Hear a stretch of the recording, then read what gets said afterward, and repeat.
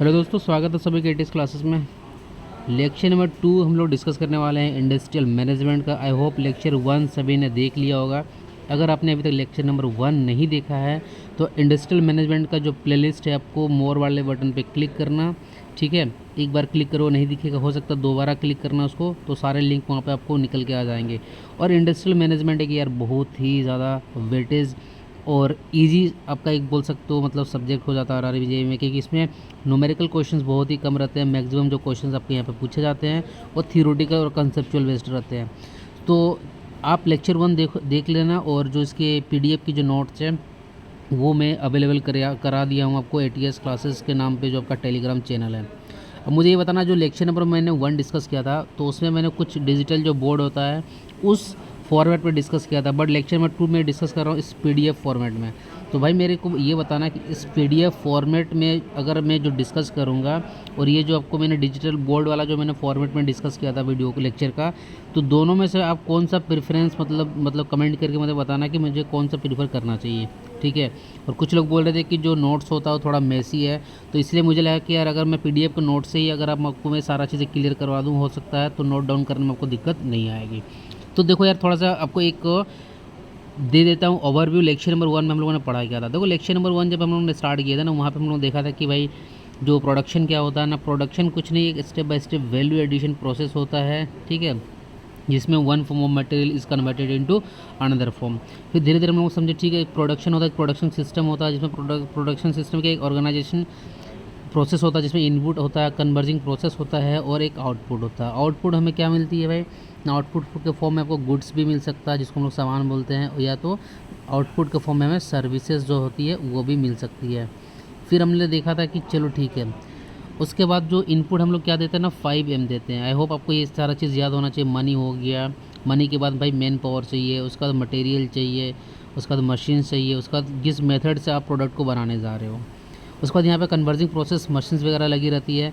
तो एक हमने जो डिज़ाइन एक बनाया होगा प्रोडक्ट की क्वालिटी का, शेप का, तो अगर मैंने कन्वर्जिंग प्रोसेस में किया, अगर उसके अकॉर्डिंग नहीं निकल रहा तो यहाँ पर कुछ एक फीडबैक दे के फिर यहाँ पे कुछ एडजस्टमेंट करेंगे इस जगह पे, और फिर से हम लोग आउटपुट में जो गुड्स मेरा निकल के आना चाहिए वो एक अच्छी क्वालिटी का होना चाहिए, ताकि जब उसको मार्केट में बेचे तो कस्टमर उस जब सेल करने पे उसको ज़्यादा से ज़्यादा मतलब परचेज़ करें। और जब हम लोग फिर आगे डिस्कस धीरे धीरे हम लोग जब हम आगे बढ़े तो हम लोगों ने फिर डिस्कस किया एक नया टर्म जो था प्रोडक्टिविटी। प्रोडक्शन सिस्टम का टाइप भी हम लोग देखा था कि जो प्रोडक्शन सिस्टम का जो टाइप है भाई, इसको मेनली हम लोग ने कितने दो फैक्टर में दो टाइप्स में बांटा था। एक था आपका क्या, इंटरमीडिएट प्रोडक्शन सिस्टम था, और एक था कंटिन्यूअस प्रोडक्शन सिस्टम। इंटरमीडिएट के भी भैया इसके दो भाई थे। इस कौन कौन से थे, एक तो था आपका जॉब प्रोडक्शन सिस्टम था, एक बैच प्रोडक्शन सिस्टम था। क्लियर है।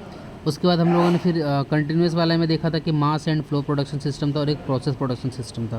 तो इंटरमीडिएट वाले में क्या था कि कस्टमर ऑर्डर करता था, बट कंटिन्यूस वाले में भैया क्या होता था कि ऑर्डर करने की ज़रूरत नहीं था। इसमें हम लोग खुद से ही बहुत सारा प्रोडक्शन मतलब करके उसको अपना जो स्टोर होता है, या बोल सकते हो उसका जो वेयर हाउस होता है, गोडाउन होता है, वहाँ पे जाकर जमा करके रख लेते हैं। फिर धीरे धीरे जब हम लोग आगे बढ़े तो एक टर्म आता था प्रोडक्टिविटी। प्रोडक्टिविटी जो होती है, चाहे आप स्टूडेंट हो, आप पढ़ाई कर रहे हो, तो आपकी भी प्रोडक्टिविटी निकाली जा सकती है। ये आउटपुट अपन इनपुट का रेशियो होता है। आप कोई भी अगर प्रोडक्ट को बनाते हो तो you always want, you only spend only 2 rupees and you want to get more than 2 rupees. तो हमेशा आप चाहोगे भाई जितना भी आप इनपुट में लगाओगे उससे ज़्यादा से ज़्यादा आपको आउटपुट मिले। समझ में आ रहा है आपको। चलो ठीक है। तो प्रोडक्टिविटी हमेशा ग्रेटर देन 1 ही होना चाहिए किसी भी प्रोडक्शन सिस्टम का, तभी जाके वो बेनिफिट है। अगर ऐसा नहीं होता तो हम लोग उस प्रोडक्शन सिस्टम की प्रोडक्टिविटी को बढ़ा सकते हैं। कैसे ना, जो स्किल्स होते हैं वर्कर के, उन स्किल्स को वर्कर को बढ़ा के एक कंफर्ट जो है मतलब प्लेस देंगे उनको। जैसे जो यहाँ पे वो काम कर रहे हैं भाई, फ़ैन वगैरह की सुविधा लगा दो, पानी वानी की ड्रिंकिंग की सुविधा करवा दो, बाथरूम वगैरह की सुविधा करवा दो। फिर या क्या कर सकते हो, रिसर्च एंड डेवलपमेंट कर सकते हो, वर्क स्टडी कर सकते हो, ठीक है। तो इस तरीके से करके हम लोग प्रोडक्टिविटी किसी भी सिस्टम की बढ़ा सकते हैं। तो अब बात करते हैं कि जब हम लोग प्रोडक्शन सिस्टम में कोई भी प्रोडक्ट बनाते हैं, ठीक है, कोई भी प्रोडक्ट को अगर हम लोग बना रहे हैं, प्रोड्यूस कर रहे हैं, तो suppose let the product is a. कोई भी प्रोडक्ट हमने ए बनाया।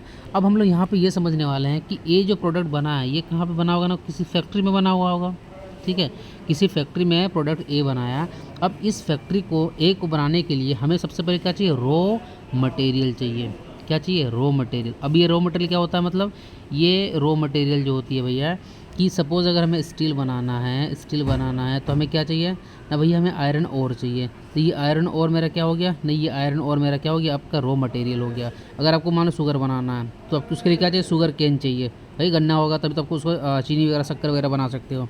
तो हमें रॉ मटेरियल चाहिए। तो उस रॉ मटेरियल को भाई जब आप लाओगे, कहीं से ख़रीद के लाओगे तो उसमें पैसे लगने वाले हैं, ठीक है। आप उसको फैक्ट्री के अंदर लाओगे, वहाँ पे जो मशीन्स वगैरह जो आप खरीद रहे हो, तो भाई मशीन्स वगैरह में भी पैसे खर्च होने वाले हैं। वहाँ पे जो वर्कर काम करने वाला है वो उसको भी आप मतलब पैसे देने वाले हो। प्लस जो है कि ये जो आपने फैक्ट्री जहाँ पे बना के रखे हो, वो जो फैक्ट्री को भाई कोई रेंट देने वाले हो, उस बिल्डिंग का रेंट दोगे, उसकी इलेक्ट्रिसिटी का रेंट देने वाले हो। उसके बाद आप जो वहाँ पे वॉचमैन रखोगे, उस वॉचमैन को आप रेंट दोगे। प्लस यहाँ पे जो मशीन्स रखी है उनकी मेंटेनेंस में खर्चा करोगे। तो आपको दिख रहा होगा कि एक प्रोडक्ट ए अगर हमें बनाना है तो भाई बहुत तरह की खर्चे जो आती है। तो इन खर्चों को मोटा मोटी जो है अलग अलग तरह के पार्ट्स में बांटा गया है। तो वही हम लोग यहाँ पे समझने वाले हैं। सबसे पहले कॉस्ट को बोलते हैं प्राइम और डायरेक्ट कॉस्ट। जैसे हम लोग डायरेक्ट मटेरियल, जैसे हम लोग जो रॉ मटेरियल खरीद के लाते हैं तो उसको हम लोग डायरेक्ट मटेरियल बोल देंगे। डायरेक्ट लेबर मतलब वो लेबर जब प्रोडक्शन मेरा हो रहा होगा, जो मशीन्स में एक्चुअली में वो वहाँ पर काम कर रहा होगा, उसको हम लोग डायरेक्ट लेबर बोलेंगे। लेकिन एक होता है इनडायरेक्ट लेबर। देखो यहाँ पे इस वाला में हम देखेंगे आगे, जैसे वॉचमैन हो गया, सुपरवाइजर हो गया, हायर ऑफिसर्स हो गया, ये लोग ये मॉनिटर करता है, ये देख रेख करता है, और ये भैया बाहर में बस पहरेदारी करेगा कि भाई कहीं मतलब जो मेरा जो भी प्रोडक्ट जहाँ पे बन रहा है वो जगह सेफ है कि नहीं है। ये भले ही उस प्रोडक्शन जहाँ पे एक्चुअल में हो रहा होगा वहाँ पे तो डायरेक्टली इन्वॉल्व नहीं है, ये क्या इनडायरेक्ट इन्वॉल्व है। तो डायरेक्ट मतलब समझ में आ गया कि जो एक्चुअल में वहाँ पे काम कर रहा होगा। प्लस और भी जो डायरेक्ट एक्सपेंसेस वहाँ पे रिलेटेड होंगे, जैसे मशीन्स खरीदने में, अगर हमको वहाँ पे इलेक्ट्रिसिटी से मान लो अगर वो चल रहा होगा तो भाई इलेक्ट्रिसिटी में सपोज़ कर मान लो कि वो कोई ऐसा मशीन है जहाँ पे आपको डीजल या पेट्रोल वगैरह खर्चा कर जाना पड़ रहा है, तो वो भी सारे डायरेक्ट एक्सपेंसेस में आ जाएंगे। तो ये प्राइम और डायरेक्ट कॉस्ट में ये सारे मोटा मोटी कॉस्ट आते हैं, ठीक है। धीरे धीरे आपको समझ में आने वाली सारी चीज़ें क्लियर होगी। फिर factory and overhead. Factory overhead को बोलते हैं फैक्ट्री एक्सपेंसेस। मतलब फैक्ट्री के अंदर में कुछ ऐसी कॉस्ट होती है जो भैया डायरेक्ट, ये सारे कॉस्ट मतलब अगर ये सब सारी चीज़ अगर आप खर्च नहीं करोगे तो वो प्रोडक्ट नहीं बनेगा। जैसे इनडायरेक्ट मटेरियल, आप जिस मशीन्स में भाई प्रोडक्ट को बना रहे हो तो आपको वेयर एंड टीयर होते हैं, तो उसके लिए कटिंग फ्लूइड, ठीक है, यूज़ करना पड़ेगा, लुब्रिकेंट्स यूज़ करना पड़ेगा, ग्रीस यूज़ करना पड़ेगा, कॉटन और जूट के जो कपड़े होते हैं वर्कर को हाथ वाथ साफ़ करने के लिए, मशीन्स को साफ़ करने के लिए यूज़ करने पड़ेंगे, और कुछ स्टेशनरी आइटम्स भी आपको यूज़ करना पड़ेगा। तो ये तो इनडायरेक्ट मटेरियल हो गया। ये तो डायरेक्टली जो हम लोग प्रोडक्ट ए बना रहे हैं उसको बनाने में वो तो भाई रॉ मटेरियल जो बन के आया लेके आएंगे उससे बनेगा। लेकिन ये सब सारा चीज़ नहीं रहेगा तो क्या भाई आप बना सकते हो, नहीं, क्योंकि मशीन्स को मेंटेनेंस करने के लिए ये सब सारा चीज़ लगेगा। Watchman, supervisor, higher officer, indirect labour, ये भी सारे लगेंगे आपको उस प्रोडक्ट ए को सिर्फ बनाने के लिए।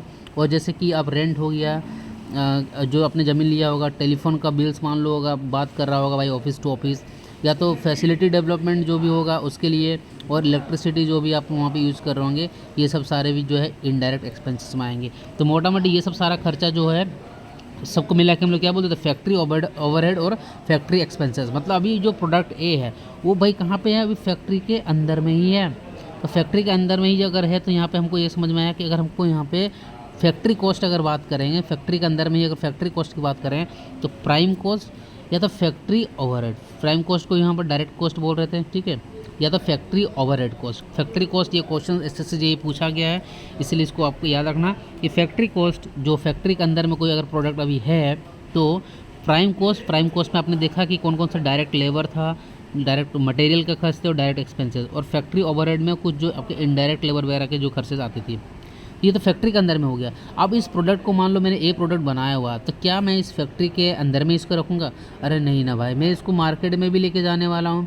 तो भाई कोई अगर प्रोडक्ट ए बनाओगे तो क्या कोई मार्केट में जाते जाते क्या उसको आदमी सेल हो जाएगी आपकी? नहीं, उसकी एक पहचान बनानी पड़ेगी, मतलब आपको एडवर्टाइज़ करना पड़ेगा, मार्केटिंग करना पड़ेगा। आप देखते हो कोई भी एक नया प्रोडक्ट आता है, लेकिन अगर आप किसी अच्छे एक्टर वगैरह से जब उसकी एडवर्टाइजमेंट होती है तो लोग उसको उस प्रोडक्ट को जानने लगते हैं। उनको लगता है यार कि उनकी जो इमेज है, उस एक्टर की जो इमेज है उस एक्टर की इमेज जो है भैया उस प्रोडक्ट को मतलब सेल करने के लिए, मतलब एक तरीके से बोल सकते हो वो बहुत ज़्यादा उसको हेल्प करती है।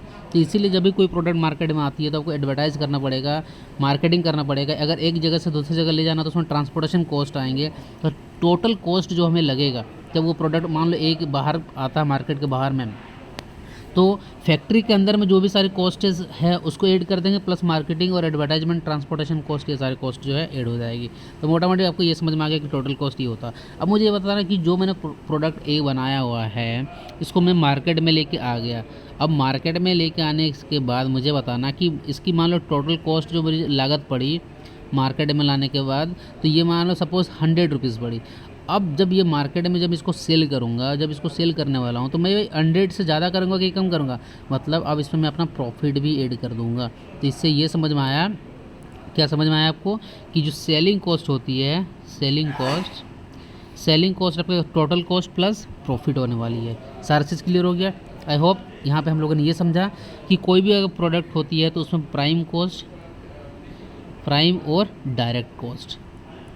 उसके बाद हम लोग देखा कि फैक्ट्री ओवरहेड में क्या था भैया, फैक्ट्री ओवरहेड में जो है अपने इनडायरेक्ट मटेरियल, इनडायरेक्ट लेबर के कॉस्ट जितने भी सारे थे वो थी, ऐड किया। तो इन दोनों को ऐड कर दिया तो ये निकल के आ गया कि फैक्ट्री कॉस्ट, मतलब जब मेरा कोई प्रोडक्ट जो फैक्ट्री के अंदर में है तो ये सब सारी कॉस्ट लगेगी।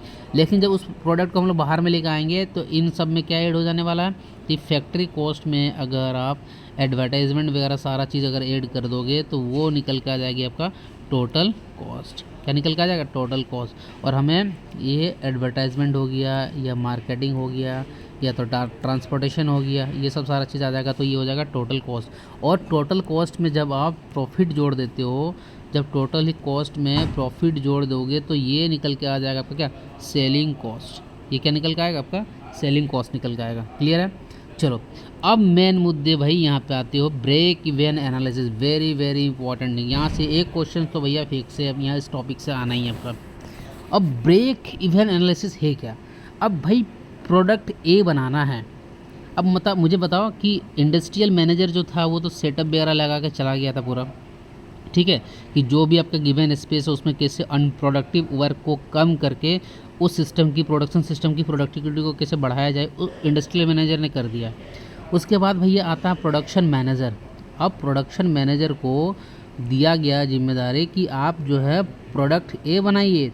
तो मुझे ये बताना अब उस प्रोडक्शन मैनेजर को कैसे पता चलेगा कि भाई हाउ मैनी क्वांटिटी या हाउ मच क्वांटिटी में हमें इस प्रोडक्ट को बनाना है, ठीक है, कितने नंबर ऑफ़ क्वांटिटीज़ बनाएंगे कि जब प्रोडक्ट ए बन जाए तो हमारा जो है प्रोडक्शन सिस्टम प्रॉफिट में रहे।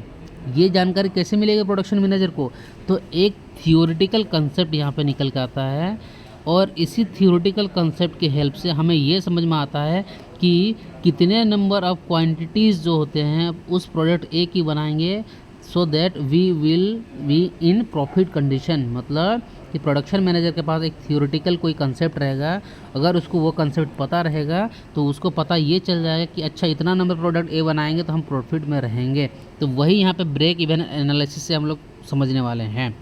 तो ब्रेक इवन एनालिसिस को समझने से पहले यहाँ पे टोटल 3 जो टर्म हैं उनको समझना है, टोटल कॉस्ट, सेलिंग कॉस्ट और वॉल्यूम ऑफ प्रोडक्शन। आपने अभी देखा था कि टोटल कॉस्ट जब हम अभी पीछे मैंने डिस्कस किया था तो वहाँ पे फैक्ट्री कॉस्ट था, प्लस जो है आपकी यहाँ पे जो अदर एक्सपेंसेस थी, जैसे कि आपका ट्रांसपोर्टेशन था, एडवर्टाइजमेंट था और मार्केटिंग था। लेकिन अब क्या होता है ना, टोटल कॉस्ट को ये थोड़ा जनरलाइज कर दिए और उसको थोड़ा मतलब इजी कर दिया समझने में, जब ब्रेक इवन एनालिसिस हम लोग पढ़ रहे हैं। बोला कि जो टोटल कॉस्ट होती है ना मेरे भाई, इसमें 2 ही तरह के कॉस्ट आते हैं। क्या आती है 2 तरह की कॉस्ट मतलब आती है, एक होती है फिक्स्ड कॉस्ट, एक होती है वेरिएबल कॉस्ट।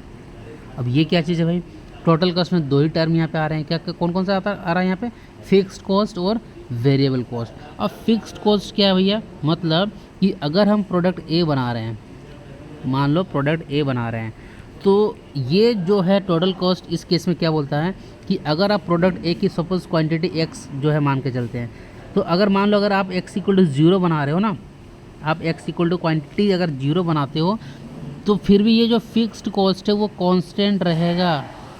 समझना है यहाँ पे अच्छे तरीके से। इसने बोला कि टोटल कॉस्ट को मैंने fixed cost plus variable cost बोला। मैंने फिर यहाँ पे ये डिस्कस कर रहे हैं कि जब हम प्रोडक्ट ए को बनाने जा रहे हैं, अगर हम उसकी क्वांटिटी 0 बनाएंगे, उस कंडीशन पर भी मेरी जो फिक्स्ड कॉस्ट है कांस्टेंट रहेगी। मतलब अगर हम क्वांटिटी ज़ीरो बनाएं या कुछ भी बना लें, ये फिक्स्ड कॉस्ट तो हमें उस प्रोडक्शन सिस्टम में लगेगा ही लगेगा। तो भाई ये फिक्स्ड कॉस्ट कौन से सारे ऐसे कॉस्ट होते हैं कि अगर हम लोग क्वांटिटी ज़ीरो भी बनाएंगे फिर भी ये लग रहा है। अब मुझे ये बताना, ये जो मशीन्स वगैरह आप खरीद के लाए हो और वहाँ पे जो इंस्टॉल किए हो, आप क्वांटिटी ज़ीरो बना लो 100 बना लो, इट डजेंट मैटर भैया, ये कॉस्ट तो आपको लगेगा ही। आपने एक बार इन्वेस्टमेंट कर दिया, ज़मीन खरीद लिया वहाँ पे, ठीक है, वहाँ पे मशीन्स का इंस्टॉलमेंट कर दिया, तो फिक्स्ड कॉस्ट आपका क्या हो गया, तो फिक्स्ड कॉस्ट मेरा उस कंडीशन में कांस्टेंट हो गया। तो ये तो आपको समझ में आ गया होगा कि जो फिक्स्ड कॉस्ट होता है ये ऑलवेज क्या रहेगा, कांस्टेंट रहेगा, चाहे क्वांटिटी ज़ीरो रहे चाहे क्वांटिटी 100 रहे। अब वेरिएबल कॉस्ट क्या होता है कि अगर मान लो क्वांटिटी ज़ीरो है, मतलब हमें रॉ मटेरियल वगैरह की मार्केट से लाने की ज़रूरत पड़ी होगी ना, नहीं लाने की ज़रूरत पड़ी होगी, लेकिन जैसे जैसे मैं मान लो जीरो से लेके अगर 1000 क्वांटिटीज़ बनाऊंगा तो according to that condition I need, क्या नहीं ज़रूरत है, मुझे रॉ मटेरियल्स की ज़रूरत पड़ेगी। मतलब जितना ज़्यादा क्वांटिटीज़ में, जितना ज़्यादा नंबर्स में आप प्रोडक्ट ए बनाने जा रहे हो तो उतनी ज़्यादा आपकी रॉ मटेरियल की ज़रूरत पड़ेगी। तो यही है वेरिएबल कॉस्ट। आपका क्वांटिटी वेरी करने से जो है ये वेरिएबल कॉस्ट जो है ये वेरी कर जा रहा है। मतलब वेरिएबल कॉस्ट जो रहता है ये डिपेंड किस पे करता है कि कितने नंबर ऑफ यूनिट्स, कितने यूनिट्स या कितने नंबर्स आप किसी भी प्रोडक्ट को किसी प्रोडक्शन सिस्टम में बना रहे हो, उसके अकॉर्डिंग जो है वेरिएबल कॉस्ट जो मेरा चेंज होता है। ठीक है, तो ब्रेक इवन एनालिसिस क्या होता है, किसी भी प्रोडक्शन मैनेजर के जो होता है उसके हाथ में एक ऐसा इम्पॉर्टेंट टूल होता है जो एनालाइज कर पाता है कि फ्यूचर में पोटेंशियल प्रॉफिट और लॉस कितना पॉसिबल है कि जब उस प्रोडक्ट ए को बनाएगा। मतलब कि जब प्रोडक्शन मैनेजर को एक आइडिया लग जाता है इस ब्रेक इवन एनालिसिस को, अगर उसकी जानकारी रहेगी तो वो समझ जाएगा कि अच्छा ए है ना, तो ए का अगर मैं 100 क्वांटिटी बनाऊंगा, 100 से ज़्यादा बनाऊंगा तो मुझे प्रॉफिट मिलेगी, और 100 से कम बनाऊंगा तो उस कंडीशन में मुझे जो है क्या मिलेगी, उस कंडीशन में जो है लॉस मिलेगी। समझ में आ रहा? तो ये लॉस का कंडीशन बनेगा, ये प्रॉफिट का कंडीशन बनेगा। अब हमें यही समझना है कि भाई कैसे पता चलेगा। तो धीरे धीरे ये तो समझ में आ गया प्रोडक्शन मैनेजर के हैंड में क्या एक ऐसा टूल होता है जिससे उसे ये पता चलता है कि जितनी क्वांटिटी वो बना रहा है उस क्वांटिटी पे उसको प्रॉफिट होने वाला है या लॉस होने वाला है। क्लियर है? चलो आगे देखते हैं हम लोग कि टोटल कॉस्ट अभी मैंने आपको बताया था कि ये इंडिकेट करता है amount of expenditure required in order to produce certain number of units and it is the sum of the fixed cost and variable cost. तो भाई हमको जो सर्टेन नंबर ऑफ यूनिट्स हम जो प्रोड्यूस कर रहे हैं, ठीक है, तो उसमें जो हमको एक्सपेंडिचर जो हम खर्च कर रहे हैं तो उसी को हम लोग टोटल कॉस्ट बोल रहे हैं, जिसको इन्होंने फिक्स कॉस्ट और वेरिएबल कॉस्ट में दो भागों में बांट दिया। ठीक है, अब बारी आती है कि फिक्स्ड कॉस्ट क्या है। द कॉस्ट रिमेन फिक्स्ड, नाम से समझ में आ रहा है भाई कि वो कॉस्ट जो हमेशा फिक्स्ड रहने वाला है या कांस्टेंट रहने वाला irrespective of volume of production. Volume of production का मतलब यहाँ पे बात कर रहा है क्या, नंबर ऑफ यूनिट्स का बात कर रहा है। वॉल्यूम ऑफ प्रोडक्शन का मतलब यहाँ पे क्या होगा, नंबर ऑफ यूनिट्स। मतलब आप number of units X equal to 0 quantity बनाएँ या 1 लाख यूनिट बनाएँ, उससे इसको कोई मतलब नहीं है। ठीक है, ये इररेस्पेक्टिव होता है वॉल्यूम ऑफ प्रोडक्शन का। मतलब ये कॉस्ट तो हमेशा फिक्स ही रहेगा चाहे आप कितना भी क्वांटिटी बना लो। उसका तो बोलता है कि in this we include cost of, जैसे मशीन्स होता है, salary of watchman, higher officer, rent of building, advertisement cost, setup cost और इंश्योरेंस कॉस्ट और इंटरेस्ट। मतलब फिक्स्ड कॉस्ट में ये सारे कॉस्ट होते हैं। तो यहाँ पे देखो एक नॉर्मल छोटा सा ग्राफ बनाया गया है कि मान लो मैं ये सेम ग्राफ को मैं यहाँ पे बना रहा हूँ, ठीक है, यहाँ पे तो मान लो मैंने एक ऐसा ग्राफ बनाया और एक्स एक्सिस में मैंने रख दिया वॉल्यूम ऑफ प्रोडक्शन। मान लो मैं एक्स यूनिट जो है ना प्रोड्यूस कर रहा हूँ, और वाई एक्सिस में रख दिया मैंने कॉस्ट रुपीज़। अब वॉल्यूम ऑफ प्रोडक्शन जो है मान लो इस पॉइंट से स्टार्ट होगा तो इस पॉइंट पे एक्स इक्वल क्या होगा, 0। और जैसे जैसे हम आगे बढ़ेंगे तो वॉल्यूम ऑफ प्रोडक्शन जो नंबर ऑफ यूनिट्स जो रहेगी, एक्स जो रहेगी वो बढ़ेगी।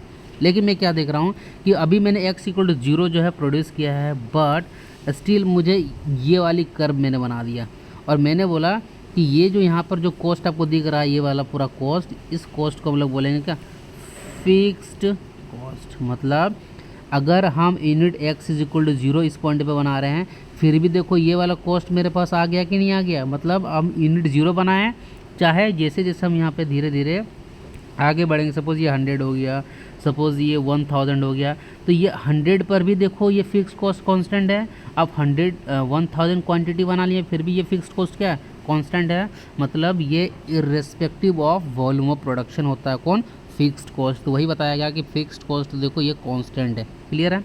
चलो अब बात आती है भैया वेरिएबल कॉस्ट की। तो वेरिएबल कॉस्ट ये बोलता ही है कि ये जो कॉस्ट रहता है ना increases directly and proportionality with the volume of production.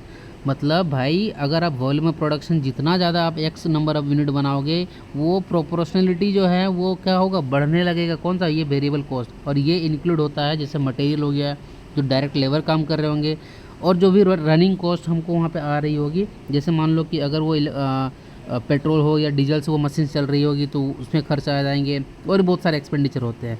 अब इसका भी हमको इस तरीके से ग्राफ ड्रॉ करना है। किसका, यहाँ पे क्या रहेगी, यहाँ पे रहेगा वाई एक्सिस में कॉस्ट रहेगा रुपीज़ में, और यहाँ पे रहेगा वॉल्यूम ऑफ प्रोडक्शन। मान लो हम एक्स यूनिट यहाँ पे ये कर रहे हैं। क्लियर है। तो भाई मैंने देखा कि अगर मैं X equal to 0 unit produce कर रहा हूँ, एक्स इज इक्वल टू जो है 0 यूनिट प्रोड्यूस कर रहा हूँ, तो मेरे भाई ये वेरिएबल कॉस्ट क्या 0 है। जैसे जैसे भाई मैंने नंबर ऑफ यूनिट्स बढ़ा दिया ये वेरिएबल कॉस्ट क्या हो रहा, बढ़ रही है। तो ये जो है ये वाली जो कर्व है ये किसके लिए शो कर रहा है ना, ये वाली जो कर्व है ये वेरिएबल कॉस्ट। मान लो कि इस पॉइंट पे x1 यूनिट है तो देखो ये वेरिएबल कॉस्ट इतनी ही रहेगी। मान लो इस यूनिट पे x2 रहेगी तो ये वेरिएबल कॉस्ट देखो इतनी बढ़ गई। तो ये वाला जहाँ पे कर्व है ये पूरा क्या शो कर रहा है, आपका वेरिएबल कॉस्ट शो कर रहा है। वही यहाँ पे दिखाया गया कि देखो ये प्रोपोर्शनलिटी बढ़ती है, और यहाँ से यहाँ ये क्या पूरा दिखा, वेरिएबल कॉस्ट। जैसे जैसे नंबर ऑफ यूनिट्स बढ़ेगी ये वेरिएबल कॉस्ट भी बढ़ते चला जाएगा। क्लियर है। अब यहाँ पे कुछ नोटेशन लेके चल रहे हो। एक्स का मतलब क्या होता है कि नंबर ऑफ यूनिट प्रोड्यूस, जो प्रोडक्शन सिस्टम में मान लेते हैं कि वो एक्स नंबर यूनिट प्रोड्यूस कर रहा है। और यहाँ पे स्मॉल वी का मतलब क्या था, वेरिएबल कॉस्ट पर यूनिट। मतलब क्या होता है कि मान लो ए है, ए का मैंने 1000 यूनिट जो है क्या क्या प्रोड्यूस किया, तो ये 1000 यूनिट क्या हो गया, ये तो एक्स हो गया। अब एक यूनिट को प्रोड्यूस करने में जितना कॉस्ट लगा होगा उसको हम स्मॉल वी बोल रहे हैं, उसको क्या बोल रहे हैं, स्मॉल वी वेरिएबल कॉस्ट। ठीक है। और कैपिटल वी क्या, टोटल वेरिएबल कॉस्ट। कि भाई अगर अब हमें पता चल जाएगा कि एक यूनिट का मान लो कितना वी है और टोटल मैंने कितना प्रोड्यूस कर रहा हूँ एक्स, तो total variable cost capital V equal क्या निकल जाएगा, V small V into X. ये तो आपको समझ में आ गया, छोटा सा मैथमेटिक्स है। अब हम चाहते हैं मेरे भाई, मेरी तमन्ना ये है कि इसको अभी आप मत देखो, ठीक है। मैं अभी जो यहाँ पे दिखा रहा हूँ, जो स्केच पेन पे लिख रहा हूँ भाई वही आपको देखना है। अब मेरे को ये तमन्ना है कि ये जो मैंने दोनों ही कॉस्ट पढ़े, वेरिएबल कॉस्ट एंड आपका फिक्स्ड कॉस्ट, इसको चाहता हूँ कि भाई एक साथ जो है ग्राफ में दर्शाया जाए। तो ये कॉस्ट इन रुपीज़ हो गया, और ये क्या हो गया, ये आपका यहाँ पे ना वॉल्यूम ऑफ प्रोडक्शन, मान लो हम एक्स यूनिट प्रोड्यूस कर रहे हैं तो वो लिख दिया। ठीक है। अब भाई आपकी तमन्ना यहाँ पे पूरी होने जा रही है। तो मैंने बोला चलो फिक्स्ड कॉस्ट की जो है ग्राफ बना के दिखा दो। तो आपने बोला कि ये जो है ना सर, ये यहाँ से यहाँ ये जो कर्व शो कर रहा है ये फिक्स्ड कॉस्ट की शो कर रही होगी। अब मैं चाहता हूँ भैया, अब क्या आप उसके बाद आगे आपको क्या करना है कि चलो अब फिक्स्ड कॉस्ट जो होती है उसमें हम लोग क्या ऐड कर देंगे, फिक्स्ड कॉस्ट में अगर हम लोग वेरिएबल कॉस्ट को अगर हम लोग ऐड कर देते हैं तो वो क्या बन जाती है भाई ना, वो जो है वो टोटल कॉस्ट बनती है। अब हम चाहते हैं कि भाई टोटल कॉस्ट कैसे निकल के आएगा ना भाई, फिक्स में जो है वेरिएबल चढ़ा दो। तो क्या वेरिएबल यहाँ से चढ़ाएंगे बताओ।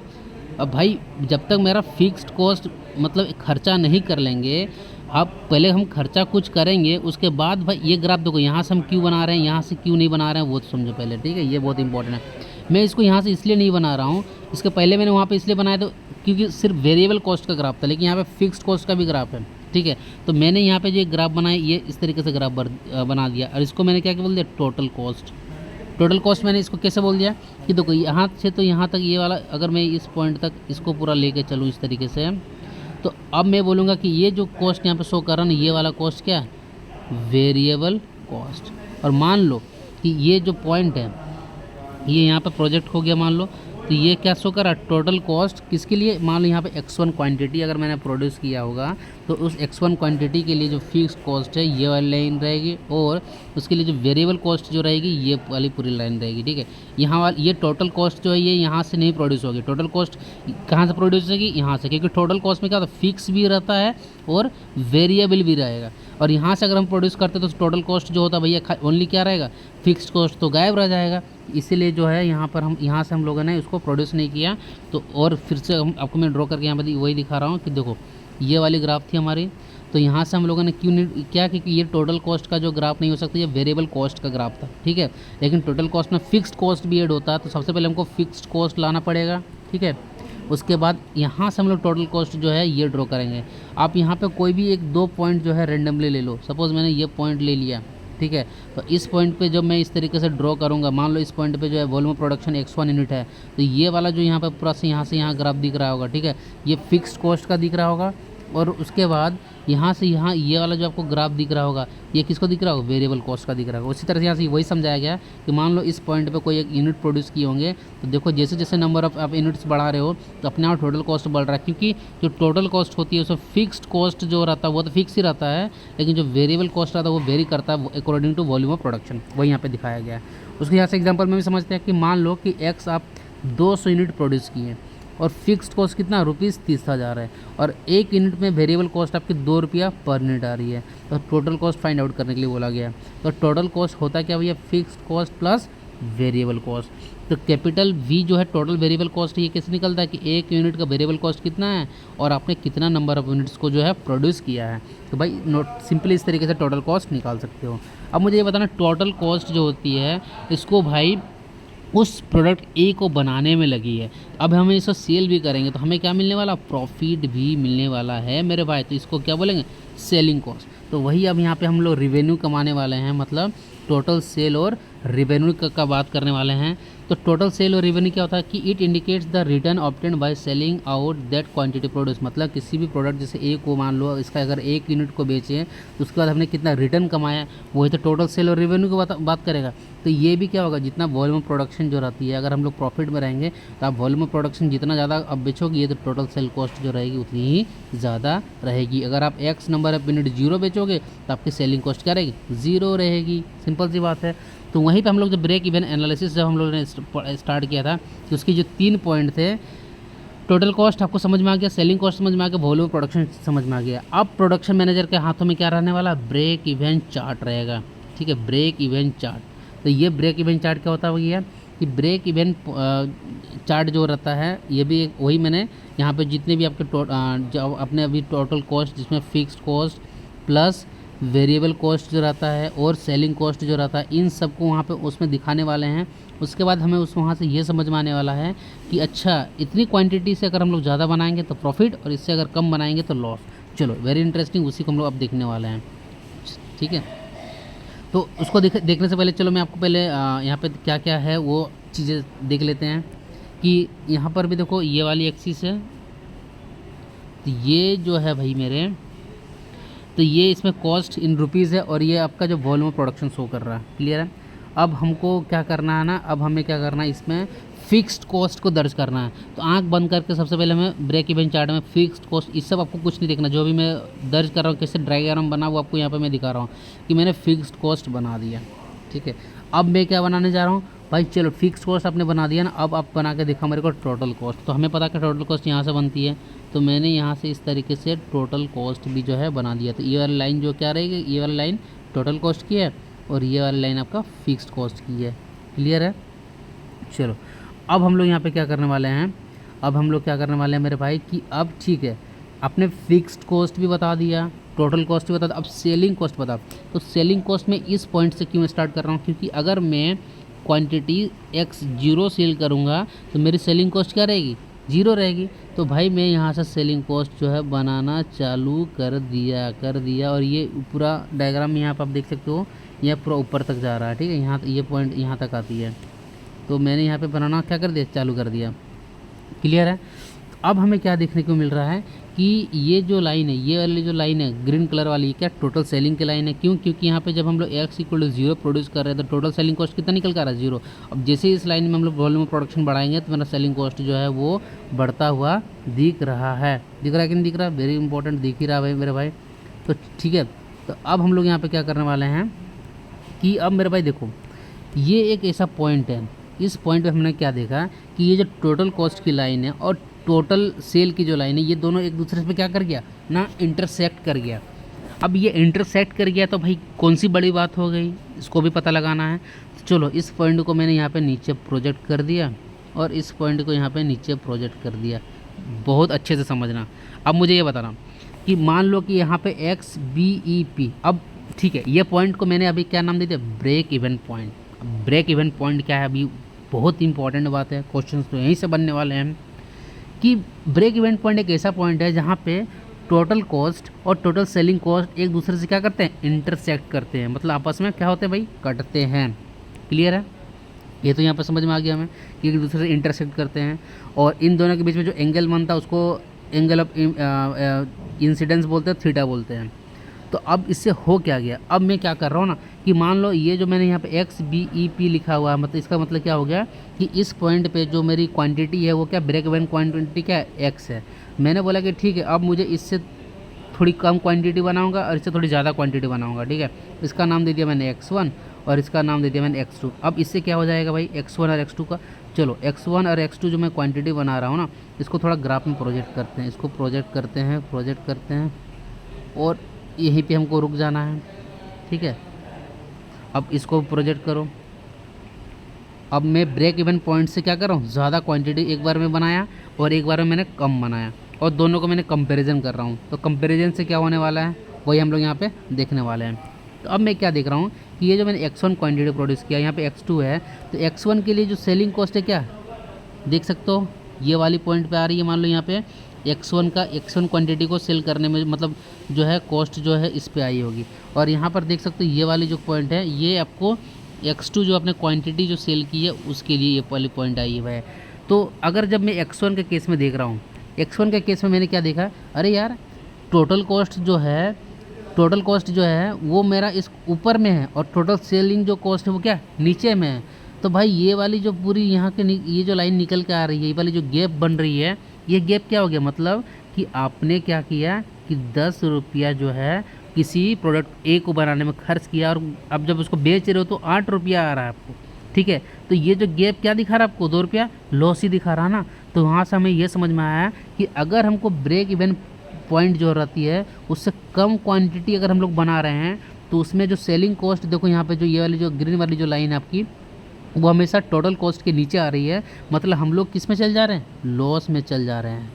और ब्रेक इवन पॉइंट, जैसे ये वाला पॉइंट आपको मैंने यहाँ पे जब x2 क्वांटिटी को जब मैं बता रहा था, तो यहाँ पे मैं देख रहा हूँ कि टोटल कॉस्ट तो ये वाली आई है, टोटल कॉस्ट मान लो 10 रुपये लगा है, और बेचेंगे तो उसको सेलिंग कॉस्ट देख रहे हैं भाई 15 रुपये मिल रहा है, मतलब हम लोग क्या चले गए, प्रॉफिट में चले गए हैं। तो इससे ये चीज़ क्लियर हो गया कि ब्रेक इवन पॉइंट से जितना ज़्यादा क्वांटिटी अगर हम लोग बनाने जाएंगे उतना ही मेरी जो है प्रोडक्शन सिस्टम प्रॉफिट में रहेगी, और ब्रेक इवन पॉइंट से जितना ही हम लोग कम क्वांटिटी बनाएंगे तो हमारी जो प्रोडक्शन सिस्टम है लॉस रहेगी। तो वो यहाँ पे क्या रहता है कि ब्रेक इवन पॉइंट एक ऐसा पॉइंट वहाँ पे देखने को मिला जहाँ पे टोटल सेलिंग कॉस्ट जो है और टोटल कॉस्ट जो है एक दूसरे से इंटरसेक्ट करती है, जहाँ पे जो आपकी प्रॉफिट है क्या हो रही है, ज़ीरो हो रही है। क्यों प्रॉफिट ज़ीरो हो गई, क्योंकि total cost is equal to क्या हो गया, आपका टोटल सेलिंग कॉस्ट हो गया, ठीक है, टोटल सेलिंग कॉस्ट। और हमें पता है कि सेलिंग कॉस्ट जो होता है वो टोटल कॉस्ट प्लस प्रॉफिट होता है।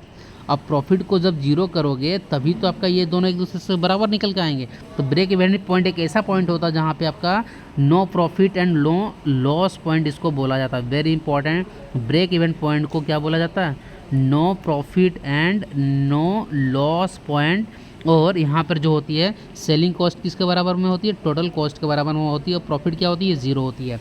और ब्रेक इवन पॉइंट से जितना ज़्यादा हम क्वांटिटी बनाएंगे हमारी सिस्टम क्या रहेगी, देखो यहाँ पे दिखाया गया प्रॉफिट में रहेगी। और ये वाला जो आपको यहाँ पर कर्व दिख रहा है कि ब्रेक इवन पॉइंट से जितना भी हम लोग कम क्वांटिटी बनाएंगे ये हमारे लॉस रहेगी। समझ में आपको आ गया होगा। देखो वही मैंने यहाँ पे आपको यहाँ पे देखो फिर से प्रोजेक्ट करेंगे तो देखो यहाँ पे आपको दिख रहा होगा कि अगर हम x1 क्वांटिटी बनाएंगे तो टोटल सेलिंग कॉस्ट नीचे में है और टोटल कॉस्ट जो हमने खर्चा किया ऊपर में हो गया। खर्चा ज़्यादा किया भैया और सेलिंग कर रहे हैं तो कम मिल रहा था, ये क्या हो जाएगी, पूरी लॉस वाली हो जाएगी।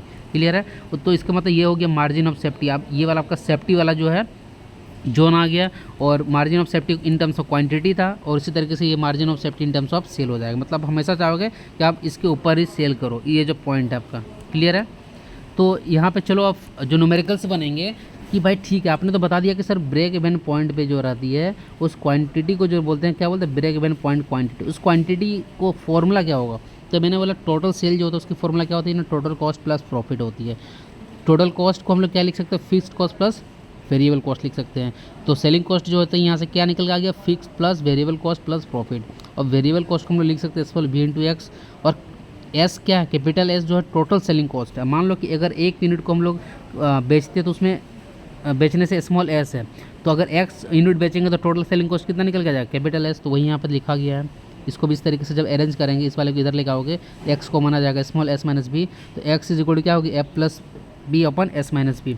अब मुझे ये बताना वेरी इंपॉर्टेंट कि at break even point profit क्या होती है आपकी ना, प्रॉफिट जो होता है सर मेरा इस पॉइंट पे X profit P is equal to zero. तो पी इक्वल टू जीरो बैठा, तो जैसे पी इक्वल टू जीरो बैठाएंगे तो उस पॉइंट पे जो क्वांटिटी रहेगी उस क्वांटिटी को क्या बोलेंगे, ब्रेक इवन पॉइंट क्वांटिटी। तो क्या निकल के आ गया ब्रेक इवन पॉइंट की quantity, capital F upon small S minus V जो है ये ब्रेक इवन पॉइंट की क्वांटिटी निकल के आई।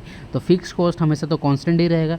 अब यहाँ पे क्वेश्चंस पूछा जाता है कि बता ब्रेक इवन पॉइंट जो होता है वो कब कब बढ़ेगा और कब कब घटेगा।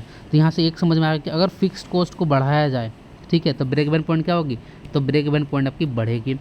अगर मान लो small s selling cost per unit को अगर बढ़ाया जाए, तो अगर एस को बढ़ाओगे तो ये नीचे वाला पूरा टर्म बढ़ेगा, नीचे वाला पूरा बढ़ेगा तो भाई एक्स बी पी क्या होगा, ये घटेगा। ये समझ में आ गया।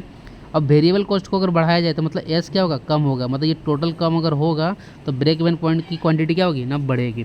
और अगर वेरिएबल कॉस्ट को अगर कम किया जाए, अगर इसको हम लोग कम करेंगे तो पूरा नीचे वाला जो टर्म क्या रहेगा, नीचे वाला पूरा जो है ये बढ़ेगा, तो ये बढ़ेगा तो ब्रेक इवन पॉइंट की क्वांटिटी क्या हो जाएगी, सॉरी वेरिएबल कॉस्ट को अगर हम लोग क्या करेंगे कम, अगर हम लोग वेरिएबल कॉस्ट को अगर हम लोग कम कर रहे हैं तो ये जो टोटल जो है एस जो है वो क्या होगा, एस अगर बढ़ेगा तो अगर एस बढ़ेगा मेरे भाई तो ब्रेक इवन पॉइंट की जो क्वांटिटी है इस पॉइंट पे इसको सुधार लेना, ये क्या हो जाएगा, घटेगा। ठीक है, ओनली भी को जो स्मॉल भी को जब बढ़ाएंगे तभी जो है आपकी ब्रेक इवन पॉइंट जो है वो बढ़ रही है। ये क्यों बढ़ रही है, क्योंकि अगर स्मॉल भी को बढ़ाएंगे तो एस क्या हो जाएगा, कम हो जाएगा, और नीचे वाला पार्ट कम होगा तभी तो मेरा ये डिनोमिनेटर कम होगा, तभी तो मेरा टोटल ये आपका ब्रेक इवन पॉइंट की क्वांटिटी बढ़ेगी। तो इसको थोड़ा आप लोग सुधार लेना, ठीक है। तो ये आपका क्या होगा, नीचे होगा, मतलब वेरिएबल कॉस्ट को अगर हम लोग घटाएंगे तो जो है घटाने से क्या होगा, आपकी जो ब्रेक इवन पॉइंट की क्वांटिटी है ये भी जो आपकी जो है वो घटेगी। क्लियर है। चलो अब नेक्स्ट क्या, एंगल ऑफ इंसिडेंस। तो हम लोगों ने देखा कि एंगल ऑफ इंसिडेंस कुछ नहीं था भैया, कि it is the angle eight which total sale line और कट करती है किससे, टोटल कॉस्ट लाइन पे। और ये एंगल जितना ज़्यादा रहेगा उतनी अच्छी बेटर जो है वर्किंग कंडीशन होगी, क्योंकि ये एंगल ज़्यादा रहने से क्या होता है कि आपको जो है आप अधिक प्रॉफिट वाले जोन में चले जाते हो। अब कंट्रीब्यूशन मार्जिन जो होता है एक टर्म आता है, कंट्रीब्यूशन मार्जिन निकलता कैसे है, ये होता है total sale cost minus total variable cost. Total sale cost अब अगर हम लोग लिखना चाहे स्मॉल एस इंटू एक्स, और टोटल वेरिएबल कॉस्ट का स्मॉल बी इंटू एक्स लिख सकते हैं। तो अब यहाँ पे क्या एस माइनस बी यहाँ पे कॉमन आ सकता है, तो यहाँ पे जो स्मॉल एस माइनस बी होता है इसको हम लोग बोला जाता है क्या, कंट्रीब्यूशन। कंट्रीब्यूशन का मतलब कि अगर हम लोग एक यूनिट को अगर एक यूनिट मान लो अगर हम लोग बेचे होंगे तो प्रॉफिट में कितना कंट्रीब्यूशन हुआ ना, small S minus B. Clear है। चलो अब प्रॉफिट वॉल्यूम ग्राफ देखते हैं। प्रॉफिट वॉल्यूम ग्राफ क्या बात करता है भाई, इधर प्रॉफिट रहेगा, इधर वॉल्यूम में प्रोडक्शन रहेगा। तो हमें पता है कि ये प्रॉफिट यहाँ पे जीरो दिख रहा है, इस पॉइंट पे प्रॉफिट जीरो दिख रहा है, और हम लोग ये वाली जो फिक्स्ड कॉस्ट है, मतलब आप अगर क्वांटिटी एक्स जीरो भी बनाओगे फिर भी मैंने बताया था कि फिक्स्ड कॉस्ट है वो तो होना ही है। तो वही यहाँ पे दिखा रहा है, ये जो फिक्स्ड कॉस्ट है ये आपको लॉस में दिखा रहा है, और ये वाली जो पॉइंट है इस वाले पॉइंट से जैसे आप ऊपर जाओगे तभी तो भाई मतलब यहाँ पे आपको क्या होने वाले हो, आप प्रॉफिट में रहने वाले हो। तो वही यहाँ पे दिखाया गया है कि अगर मान लो कहीं पे प्रॉफिट वॉल्यूम ग्राफ पूछ लिया जाएगा तो पूछेगा भाई कि ये वाला जो यहाँ पे नीचे दिखा रहा है ये किसको शो कर रहा होगा, ये फिक्स्ड कॉस्ट को शो कर रहा है, क्योंकि ये लॉस वाला है। और प्रॉफिट कहाँ से स्टार्ट होने वाला है, प्रॉफिट स्टार्ट होने वाला है ब्रेक इवन पॉइंट से। तो ये वाला जो पॉइंट है इसको हम लोग क्या बोलते हैं, ब्रेक इवन पॉइंट। और इस ब्रेक इवन पॉइंट से अगर नीचे जो अगर वॉल्यूम ऑफ प्रोडक्शन रहेगा तो हमेशा हम क्या रहेंगे, हम लोग लॉस में रहेंगे। तो वही यहाँ पर भी बताया गया है कि सेलिंग कॉस्ट जो होता है fix plus variable plus profit, और प्रॉफिट यहाँ पे कुछ इस तरीके से निकलता है। तो प्रॉफिट अगर हम लोग एक्स इक्वल टू जीरो रखेंगे तो प्रॉफिट क्या होगा, माइनस एफ रहेगा, ठीक है। और ब्रेक इवन पॉइंट की जो क्वांटिटी रहती है वो सेम रहती है।